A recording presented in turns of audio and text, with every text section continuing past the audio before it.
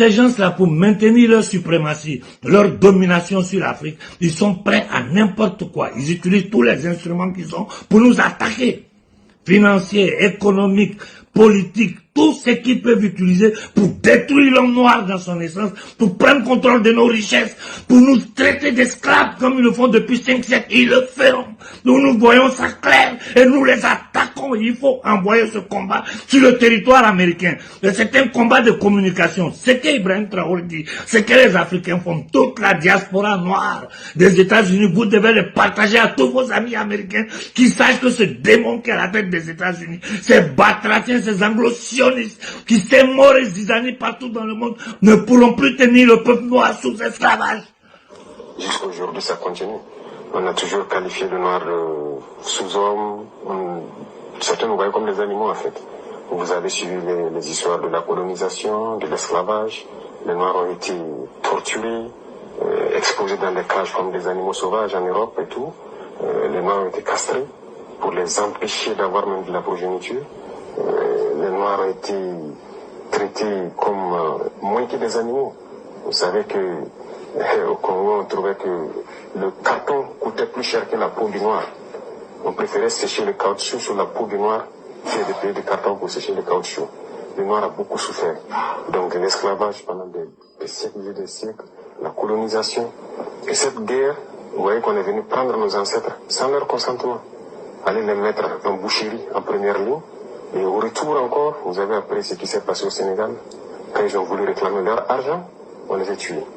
C'est-à-dire, ils ne considèrent pas le noir. Et ça, ils sont allés se battre aux côtés des soi-disant alliés, qui les traitent comme ça. Mais imaginez si c'est le nazisme qui avait gagné. Ah, ça allait être une catastrophe. Donc voilà pourquoi je dis que c'était une lutte à mener. C'était une vraie folie dans le monde. C'était une lutte à mener et l'Afrique a participé. Et aujourd'hui, on peut dire merci. Ce que je veux que tout le monde comprenne, je vous ai fait écouter ce petit discours d'Ibrahim Traoré, c'est pour vous dire que celui qui a osé dire ça, allez réécouter tout ce qu'il a dit. Et vous allez comprendre que ce garçon est dans une mission. Ce garçon n'est pas dans de la propagande ou dans la gestion du pouvoir. Ce garçon est dans un combat de libération. Que nous avons commencé quand il était encore au lycée. Voilà la nouvelle génération qui est en train de prendre le relais. Insister, il faut continuer à... Mais j'ai dit, les déclarations des IB sont les seules choses qui doivent circuler en Afrique. En Afrique, c'est seulement les déclarations des IB qui doivent circuler en Afrique et dans le monde. Voilà ce qu'il vous reste à faire. Plus de gens sont au courant, plus le système en difficulté. Mais j'insiste et je persiste.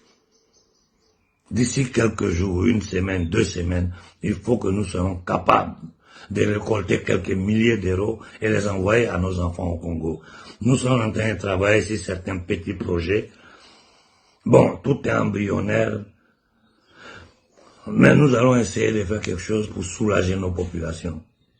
Nous ferons tout ce que nous... Le combat sera long. En attendant, là où nous pouvons, même à contre-goutte, là où on peut aider, aidons.